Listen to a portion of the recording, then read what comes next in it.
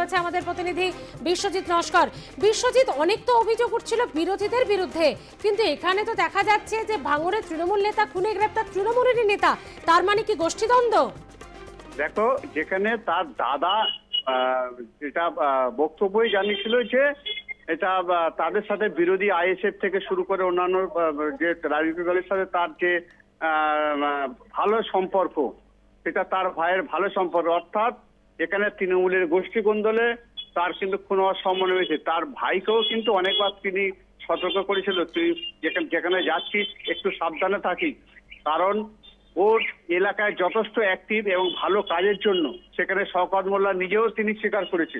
তারপরেও তাদেরই লোকজন যে এটা পরিষ্কার যে তাকে মার্ডার করেছে, সেই পরিষ্কার তার হিসেব পাওয়া যাচ্ছে। কারণ দেখো, সেখানে কিন্তু এই শওকত মোল্লার সঙ্গেই কিন্তু সেই মোফাজ্জেল মোল্লা তিনি কিন্তু ছিলেন। অর্থাৎ এখানে কিন্তু একটাই পরিষ্কার কথা যে গোষ্ঠী কোন্দলের কথা, যেটা বিরোধী থেকে শুরু করে যেটা তার ভাই যেটা জানিয়েছিল সেটা কিন্তু একেবারেই ঠিক, হুবহু ঠিক, সেটা কিন্তু পরিষ্কার হয়ে গেল। অর্থাৎ এর আগেও যে খুনগুলো হয়েছিল সেগুলোও কিন্তু এই গোষ্ঠী কোন্দলে হয়েছে।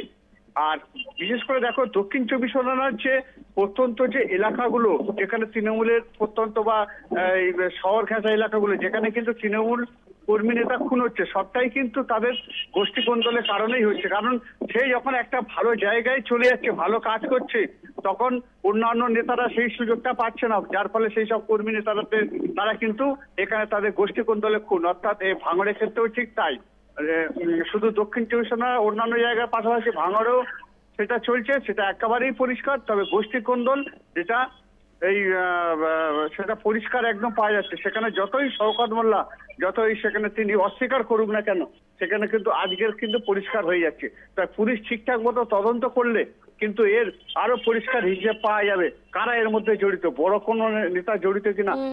কিন্তু সেটা আদৌ কি সেই তদন্ত প্রক্রিয়া হবে, সেটাই এখন প্রশ্ন চিহ্ন রাখা। ধন্যবাদ বিশ্বজিৎ।